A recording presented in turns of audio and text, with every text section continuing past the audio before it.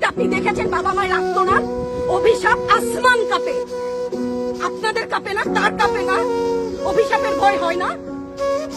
বুকগুলা চাচা হয়ে গেছে আমার সন্তানদের।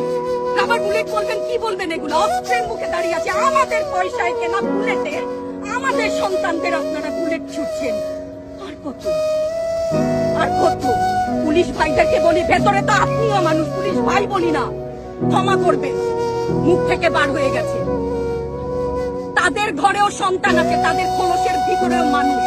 যারা এখনো ঘরে আছেন তারাও জানেন আর কতদিন ভয় পাবেন। ভয়েই থাকে, একটা মারবেন 10টা আসবো, 10টা মারবেন লক্ষ আসবো। সারা দেশের মানুষ, মা বাপ সব একসাথে দাঁড়াবো।